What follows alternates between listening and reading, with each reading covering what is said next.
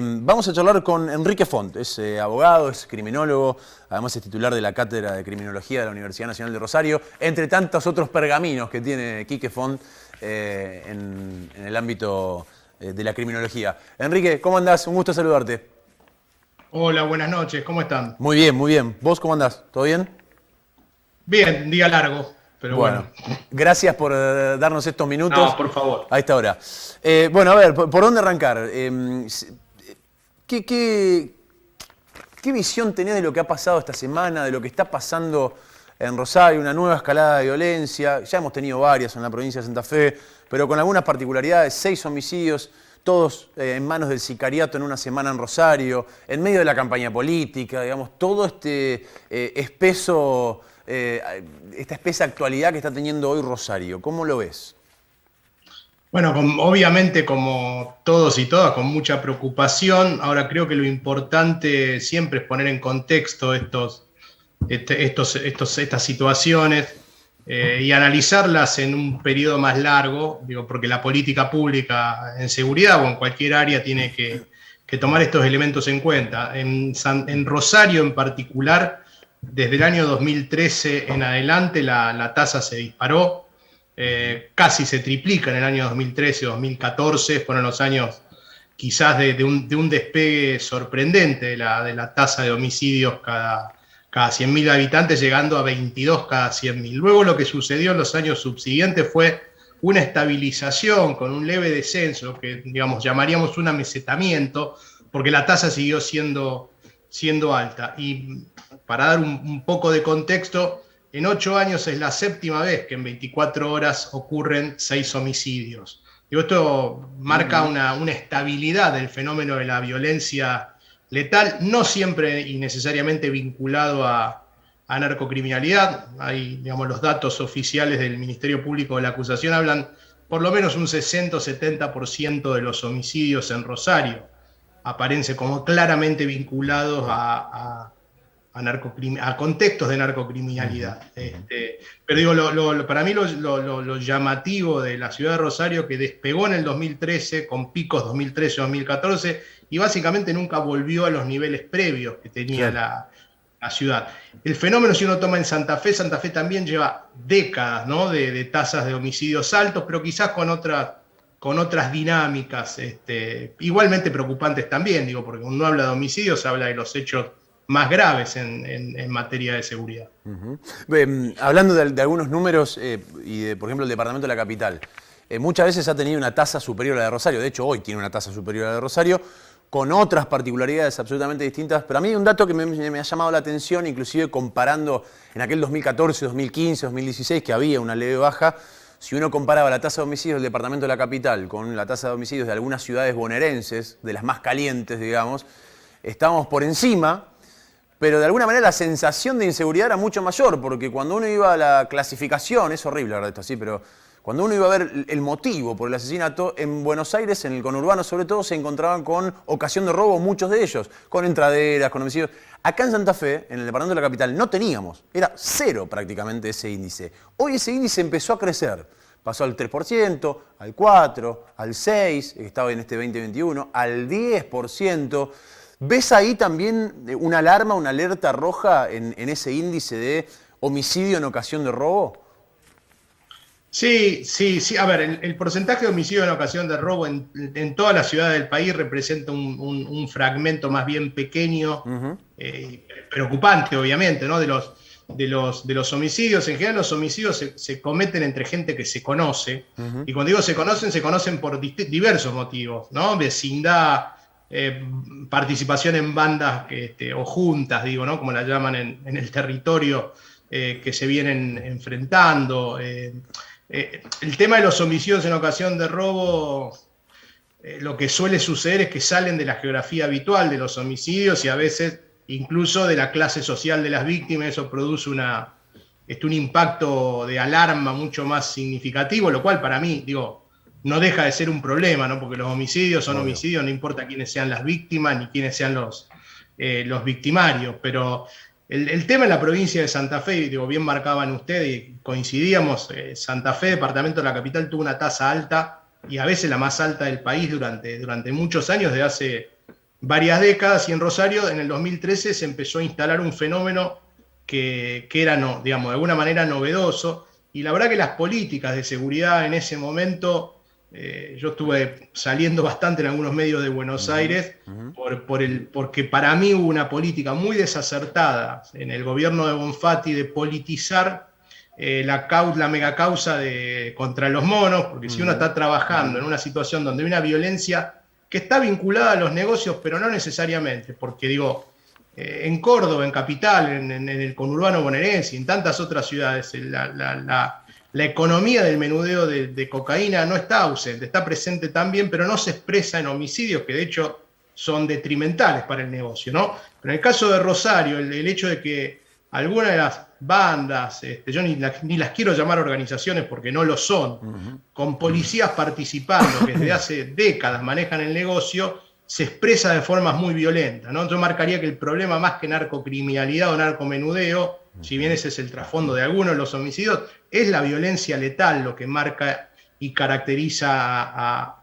al fenómeno Rosario. Y las políticas del 2013 en adelante, sobre todo la megacausa en los monos, fueron muy detrimentales, muy negativas, porque politizaron y le subieron el cartel a un actor del delito que tenía cartel y que se sirve de ese cartel como una lógica de la violencia. Le crearon un franchising y hoy uno no sabe si alguna de las amenazas que se llevan adelante con balaceras a viviendas y comercios vienen de esa organización o de otra que les usa el nombre, si algunos de los conflictos que se dan en el territorio tienen que ver con recuperar la titularidad de ese franchising. Digo, está muy revuelta la cosa, y haber politizado, haber presentado a los monos como los megavillanos de Ciudad Gótica y que explicaban todo el mal en Rosario, bueno, demostró ser falso y los politizó, digo, en el sentido de que los usó políticamente.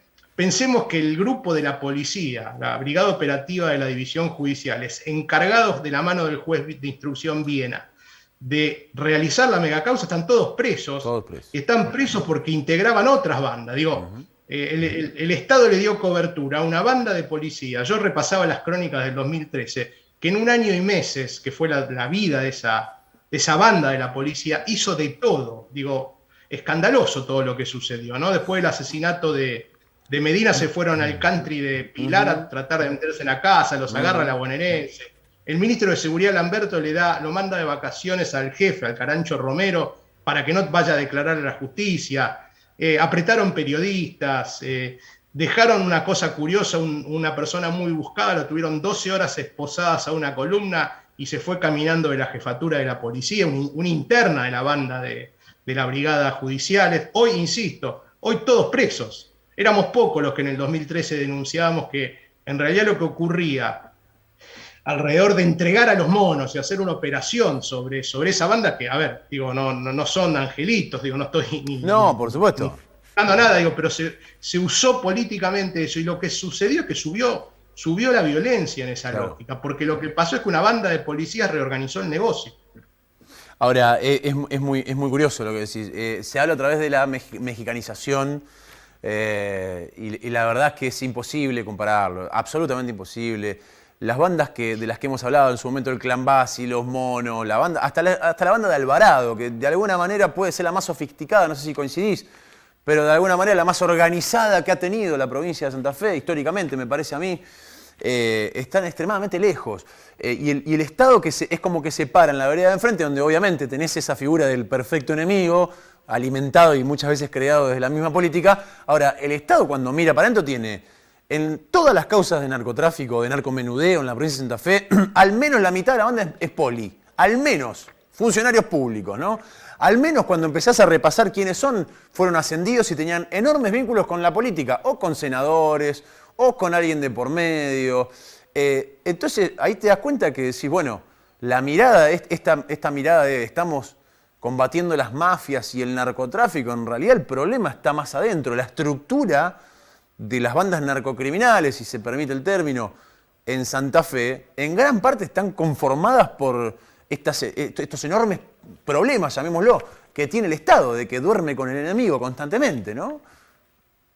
Sí, yo sobre la comparación, bien marcabas vos, digo, la comparación con México, Colombia, es absurda.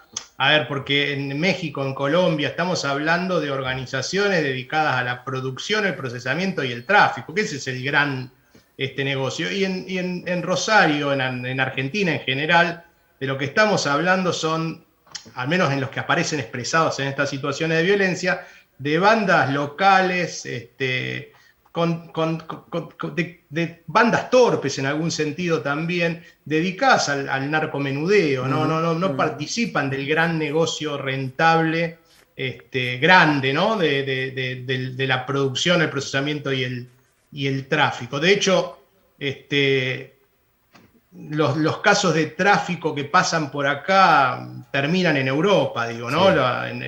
Como en los grandes puertos europeos, y ahí se distribuyen internamente, pero estas bandas no son parte de eso. Dicho esto, no es menos cierto que incluso bandas locales que se dedican al narcomenudeo necesitan de la existencia de lugares de lavado de dinero que se cruzan con las economías legales. Digo, esto es una realidad. Cuando uno se pregunta qué tiene de particular Rosario, bueno, tiene algunas cosas en particular, además de la violencia, que es un punto neurálgico en la geopolítica de drogas. Digo, porque si hay algo que sabemos claramente es que los tráficos, los contrabandos de armas, de personas y de drogas se mueven por los corredores de carga habitual, digo, por las grandes líneas marítimas y por las rutas.